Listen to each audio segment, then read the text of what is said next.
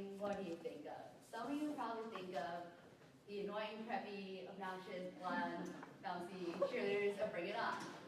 Some of you might think of these clowns in Fired Up. What it actually is this. Taking trips around the sun, another year, another chapter, 5, 4, 3, 2, 1.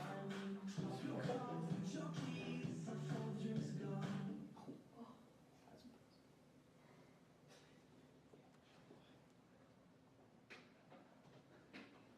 Cheerleading is much more than girls in short skirts cheering on a team. Cheerleading is a sport that requires strength, agility, and endurance. How many of you out there think you can perform as many of those flips as that girl did? Or how about any of those guys who think you can take a girl my size and toss me up and catch me here?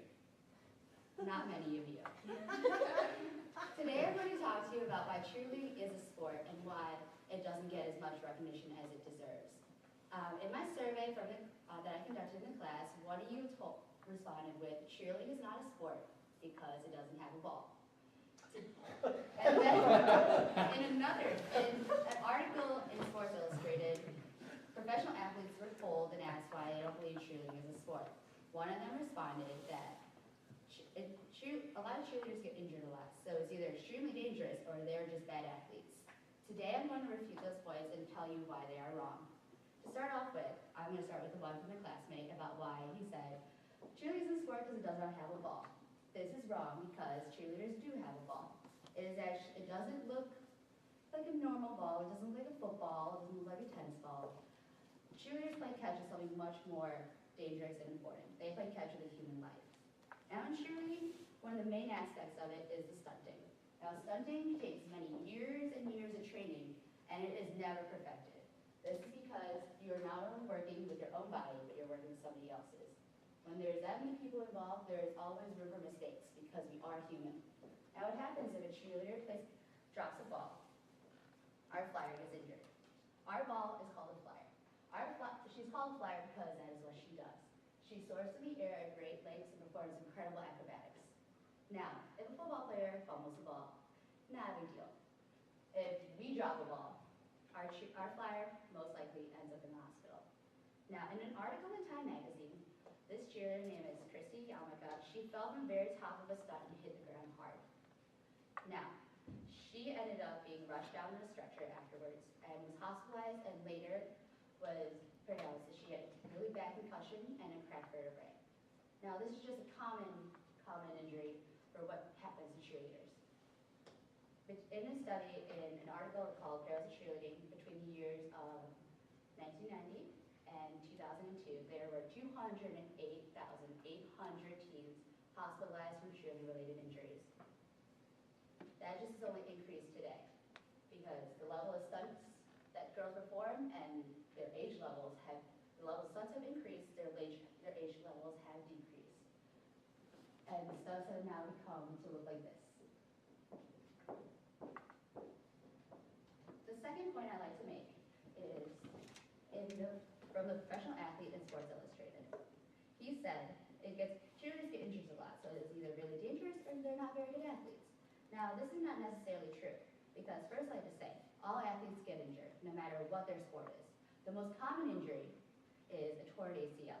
Now, this is most common in soccer, basketball, football, etc. Now, tumbling is a very dangerous aspect of cheerleading. Again, like stunting, this takes years and years of training. But with tumbling, it's all relying on you. No matter how often a cheerleader will train a tumbling pass, it can be like second nature to them. There's always something that can go wrong. There can always be the issue of not enough momentum or not enough power. No cheerleader can ever predict that when she's in her pass. I'm going to relate this back to my own personal experience. My friend Jen Stubben has been a gymnast since she was little.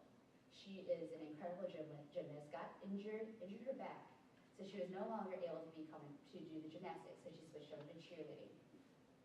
So, she was warming up her tumbling pass before a basketball game. It's what she's done a million times. Running flip-flop, flip-flop, flip-flop, flip-flop. Well, came down straight on her neck and head. She was hospitalized, and we found out that she could no longer be a part of our team. That fall was that deliberating. Nothing in cheerleading can ever be perfected. One little thing can land a cheerleader in the hospital.